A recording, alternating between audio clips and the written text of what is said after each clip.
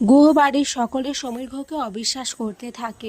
অগ্নি সমীর ঘোষকে বলে, আমি আপনাকে কখনো ক্ষমা করব না। আপনাকে দেখে মনে হচ্ছে আপনাকে এক্ষুনি এই বাড়ি থেকে বের করে দিতে, কিন্তু আমি নিরুপায়। অগ্নিকে বাড়ির সবাই আটকানোর চেষ্টা করে, কিন্তু অগ্নি উত্তেজিত হয়ে পড়ে। জুনি কথাকে আড়ালে নিয়ে গিয়ে বলে, কথা এগুলো কি হচ্ছে, কেন হচ্ছে, তুই কি প্ল্যান করেছিস, আমাদের একটু খুলে বল। এখন তুই যা হোক করে এটা থাম।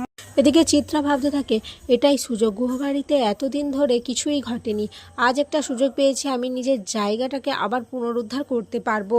এরই মধ্যে কথা সত্যিটা বলার চেষ্টা করে, বলে বাবার কোনো দোষ নেই, যা কিছু করেছে এই ফ্রড মেয়েটা। কিন্তু কেউ তার কথা কিছু শোনে না। এরপর যুথিকা মিথ্যে পয়জনের ওষুধ খেয়ে মারা যাওয়ার নাটক করে, এটা কথা বুঝতে পেরে যায় আর ওকে নিম পাতা পাচন খাইয়ে ওর জ্ঞান ফেরা।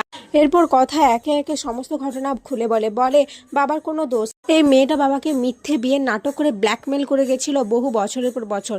আর এর আসল নাম যুথিকা বিশ্বাস। যে বিশ্বাস বাড়ির ওষুধের কারখানা রয়েছে না, সেই বিশ্বাস বাড়ির মেয়ে ও। আমি আমার লোকজনদের থেকে ওর বিরুদ্ধে অনেক কিছু ইনফরমেশন পেয়েছি, আর যেগুলো দ্বারা প্রমাণিত যে ও একটা ফ্রড। এরপর কথা সে যে সমস্ত কাজগুলো করেছিল সেগুলো একে একে খুলে বলে।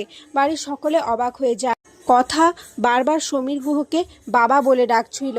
এটা শুনে কর্তাদিদা বলে, আচ্ছা তুমি কে বলো তো, তুমি কে, কেন বারবার বড় খোকাকে তুমি বাবা বলে ডাকছো, বলো তুমি কে, তোমার আসল পরিচয় কি?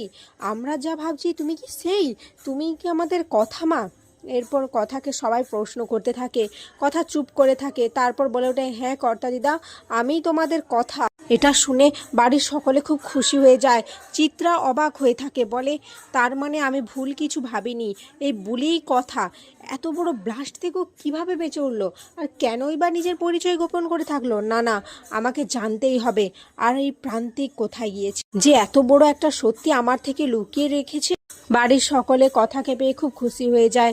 কর্তাদিদা বলে, কথা মা, কেন তুমি বলনি এতদিন?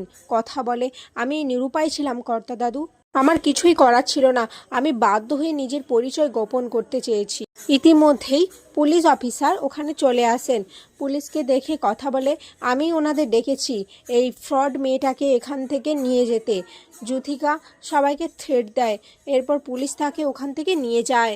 সমীর গুহ সঞ্চিতার কাছে যেয়ে বলে, সঞ্চিতা, আমাকে তুমি ক্ষমা করে দাও, আমি তোমার থেকে সত্যিটা লুকিয়েছি, আমি বিশ্বাস করতে পারছি না ও কিভাবে আমার সাথে এভাবে করতে পারলো।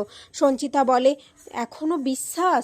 সত্যি সমীর, আমি তোমাকে দেখে অবাক হয়ে যাচ্ছি, আমার তোমার সাথে কোনো কথা নেই। এদিকে এভিও কথার উপর অভিমান করে থাকে। কথা বলে, এখনও কি আপনি আমার উপর অভিমান করে থাকবেন পাচক মশাই? আপনি আমার পাশে দাঁড়ানোর মতো সময় আপনার কাছে আজ আর নেই। আর এখানে আজকের পর্ব শেষ হয়ে যায়।